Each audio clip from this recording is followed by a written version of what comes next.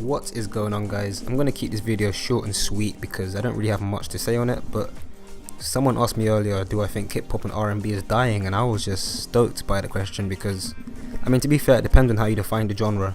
Because when you look at how hip-hop has evolved recently, like hip-hop culture now includes conscious rap, mumble rap, you have a lot of different elements to it. You have rap music where you have R&B singers on the hook. I mean, once upon a time, people probably don't know this, but hip-hop and R&B were two complete different things. I remember an Ice Cube song where he was like F R&B. Now they're like basically the same, indistinguishable in some cases. Where you have R&B singers using hip hop beats, or you have hip hop rappers using R&B artists on the hook and things like that, where the lines are really blurred between the two genres. And when you think about it like that, and when you include, like I said, R&B, mumble rap, and all these different elements to it, hip hop is basically the biggest genre in the world right now. And that's not even debatable. Like when you consider the size of Migos, Drake, Kendrick Lamar, the three top artists. But they're also very different artists. But when you boil it down, people always say these three are rappers, these three are hip hop artists. Even though to me, and to some of the old hip hop heads, you look at Kendrick Lamar as conscious rap, and then the other two, mumble rap, was different, and Drake kind of hip hop, like hip hop. He's a bit more poppy music, but I don't know. It really depends on how you define the culture.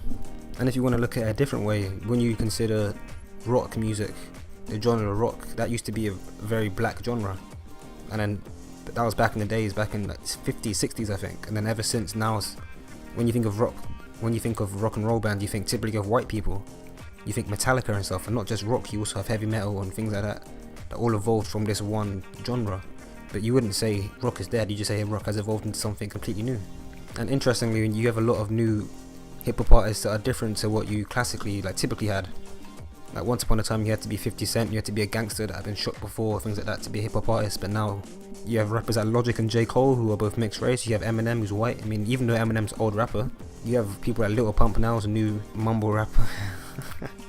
You have a lot of Chinese rappers like Higher Brothers and things like that. Like the culture has evolved into so much more now, so much bigger than it's ever been.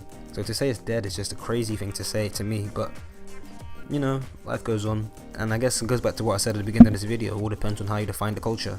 Whether you want to look at old school R&B artists like Mario, Trey Songz, Lauryn Hill, whatever, or if you want to look at old school R&B artists like Jay-Z, Nas, Big Tupac, things like that, then I guess if you look at it like that, then yeah, old school R&B is dead. Old school hip hop is maybe not completely dead, but it's dying quickly. But to say hip hop is dead is a mad question. But yeah, that's it for me today anyway. So like this video if you enjoyed it, subscribe to my channel for more.